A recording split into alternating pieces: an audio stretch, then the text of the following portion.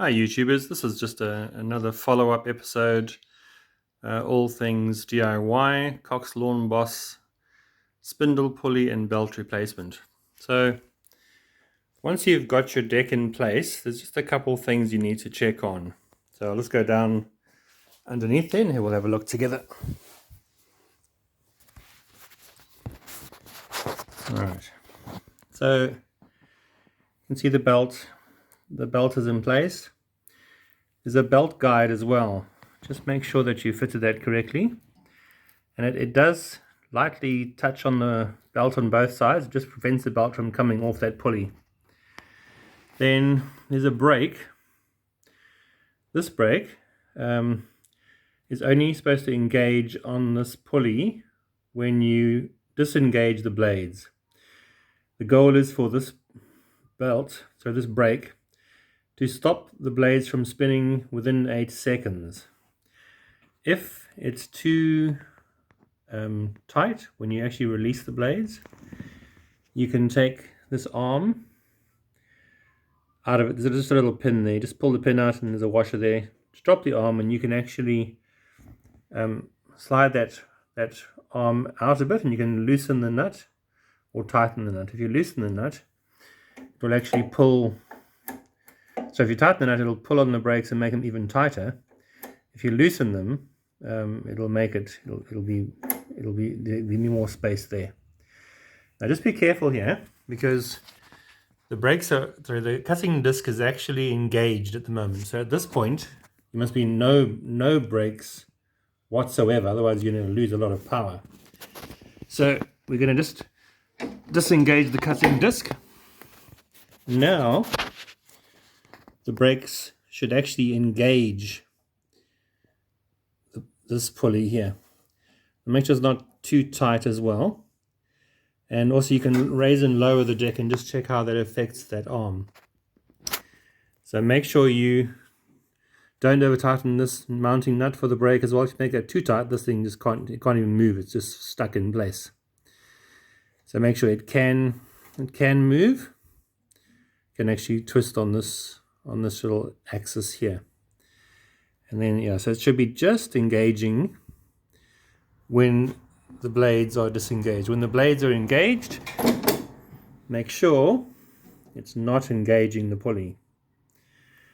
And yeah, it's a good thing just to give everything a good check. Make sure all your nuts are tight. Make sure your axle holding lock nut is in place and tightened up. Otherwise, if this pin comes out, then you'll lose your deck. It'll go and just drop onto the ground. Then also make sure that spring is engaged. I'll just do a quick walk around. When you put the deck in place, you have to reattach a couple of things. So the spring here, you can actually stretch this with a pair of pliers. Yeah, just make sure that's engaged correctly and engaged in that little place there correctly. Yeah, make sure your back arm is in place and that clip is in place. Make sure that you can actually raise the deck and lower the deck easily. Our grass is pretty high, so pretty tall grass, so I have to cut pretty much on the highest setting. We don't have that smart a lawn that it can have it right down. Ours is a bit rough and long. So you see again here, the blades are engaged, arm is forward. Make sure that your brakes are not engaging with the pulley. See, I can put my finger between the pulley and the brakes there, so that's great. Just check the tension of the belt, feels good. You should actually check the tension of your drive belt as well, the long belt. And by the way, when you fit the long belt, you have to actually loosen these 4 nuts, 1, 2 and 2 on the other side, and you can actually slide the entire engine back and forward to get the correct belt tension. I find you have to put a lever in here and sort of lever it forward and then tighten it down. I think it was a 13mm spanner. Same with the other side. You also have to put a lever in here and then tighten there down and tighten that one as well. And then feel the belt tension. It's very difficult for me to actually show you this belt underneath here, but I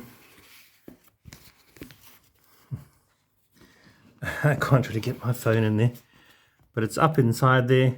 Underneath the engine there's a pulley, the crankshaft pulley, and the belt fits over that one. Just make sure the belt is not too loose, and make sure it's engaged on its idler. There's actually an idler. The upper belt actually engages on a little circular idler bearing. Make sure that is engaged correctly as well. Alright, sorry for all the fingers in front of the camera there.